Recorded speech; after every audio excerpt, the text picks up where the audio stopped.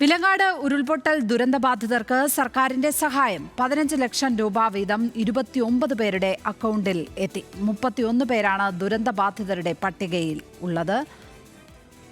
വിവരങ്ങളുമായി ലിനറ്റ് വർഗീസ് ചേരുന്നു. ലിനറ്റ്, ദുരന്തബാധിതരെ സംബന്ധിച്ചിടത്തോളം വലിയ ആശ്വാസമാകുന്ന നടപടിയല്ലേ? തീർച്ചയായും ലക്ഷ്മി പത്മ, വിലങ്ങാടുകാരെ സംബന്ധിച്ചിടത്തോളം ഒരു 9 മാസത്തോളമായ കഷ്ടപ്പാടും അതോടൊപ്പം സർക്കാരിനോട് നിരന്തരമായി ആവശ്യപ്പെട്ടതിന് തൊട്ട് പിന്നാലെയാണ് ഇപ്പോൾ അവർക്ക് ഇത്തരത്തിലുള്ള സഹായം ലഭിച്ചിരിക്കുന്നത്.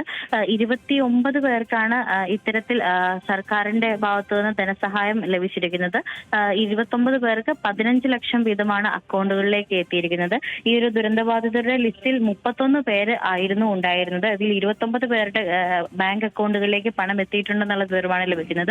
മറ്റ് ആളുകളുടെ ഈ സാങ്കേതിക തകരാറുകൾ മൂലമാണ് എന്നാണ് കരുതുന്നത്.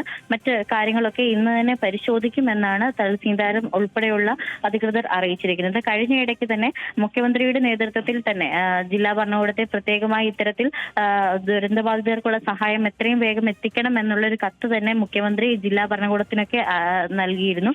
ഇതേ തുടർന്നാണ് എത്രയും പെട്ടെന്ന് തന്നെ ഈ ഒരു സഹായം അവരിലേക്ക് എത്തിക്കണം എന്ന് സർക്കാർ അറിയിച്ചതും അതോടൊപ്പം അത് ഇപ്പോൾ പൂർണ്ണമാക്കുകയും ചെയ്തിരിക്കുന്നത്. വിലങ്ങാടുകാരെ സംബന്ധിച്ചിടത്തോളം അവർക്ക് പുനരധിവാസം ഇപ്പോഴും ഒരു ചോദ്യചിഹ്നമായി തുടരുകയാണെങ്കിലും ഭവനം നഷ്ടപ്പെട്ടവർക്ക് അവർക്ക് പണം മതി, ഭവനം അവർ നിർമ്മിച്ചു കൊള്ളാം എന്നുള്ള രീതിയിലായിരുന്നു പലരും എഴുതി കൊടുത്തിരുന്നത്. അതേ തുടർന്നാണ് ഈ 31 പേരെ ഈ ലിസ്റ്റിൽ വന്നിരുന്നത്.